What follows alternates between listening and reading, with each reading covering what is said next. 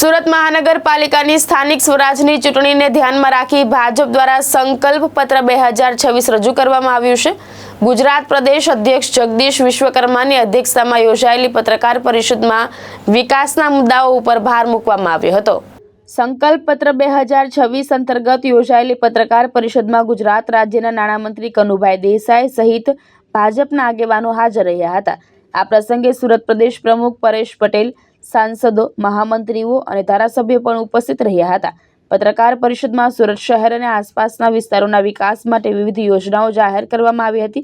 महत्वपूर्ण रीते सूरत महानगरपालिका ने आसपास आवेला लगभग 20 गामों में पाणीनी सुविधा उपलब्ध करावવાનો दावो करवामां આવ્યો છે। આ ઉપરાંત શહેરમાં કચરાના નિકાલ માટે આધુનિક ટેકનોલોજીનો ઉપયોગ કરવામાં આવશે, જેને આંધ્રપ્રદેશ સરકારની મંજૂરી મળ્યાનો પણ ઉલ્લેખ કરવામાં આવ્યો છે।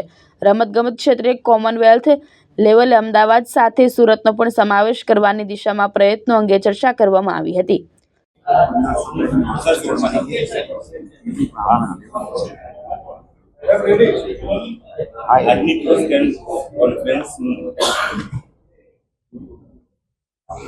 સમગ્ર ગુજરાત આજે જેને મિની વિધાનસભા કહીએ એ રીતની સ્થાનિક સ્વરાજ્યની ચૂંટણીમાં જઈ રહ્યું છે, ત્યારે સુરત શહેર સમગ્ર ગુજરાતનું સૌથી વધુ વિકાસ પામતું શહેર છે। ત્યારે સુરતના વિકાસ માટેનો સંકલ્પ પત્ર આજે અમે પ્રદેશના મહામંત્રીશ્રી અને સુરતના ઇન્ચાર્જશ્રી પ્રશાંતભાઈની આગેવાની હેઠળ અને અમારા વિધાનસભાના ઉપાધ્યક્ષ શ્રી પૂર્ણેશભાઈ તેમજ દરેક ધારાસભ્યશ્રીઓ અને શહેર પ્રમુખ શ્રી પરેશભાઈની આગેવાની હેઠળ સંકલ્પ પત્ર રજૂ કર્યું।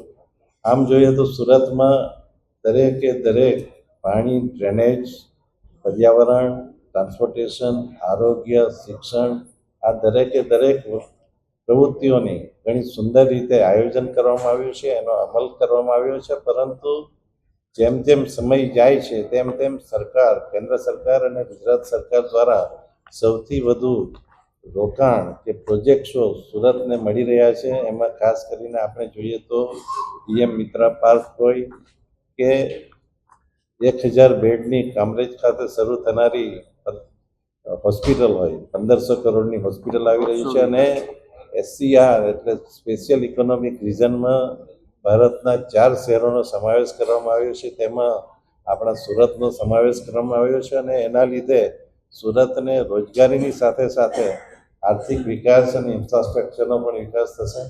અને 2030ની કોમનવેલ્થ ગેમ છે, એ ગેમના ઘણા બધા સ્પોર્ટ્સ સુરતમાં થવાના છે। એ માટે સ્પોર્ટ્સ ઇન્ફ્રાસ્ટ્રક્ચરમાં પણ સુરત આખા ગુજરાતમાં સૌથી આગળ રહેશે અને એ માટેની પણ આ આપણા સંકલ્પ પત્રમાં વ્યવસ્થા કરવામાં આવી છે। ખાસ કરીને ગુજરાતમાં સુરત વીર નર્મદની ભૂમિ કહેવાય છે, તેમજ 84 બંદરના વાવટા અહીંયા ફરકતા હતા।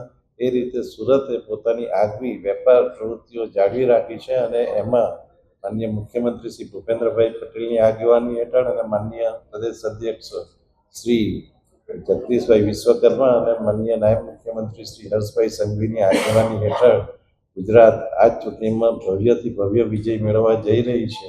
અને વિકાસના દરેક કામો અને લોકોનો હેપીનેસ ઇન્ડેક્સ સૌથી વધુ થાય એ માટેના પ્રયત્નો આ સંકલ્પ પત્રમાં જાહેર કરવામાં આવ્યા છે। Thank you. ભાવેશ ઉપાધ્યાય, દ્રષ્ટિકોણ ન્યૂઝ, સુરત।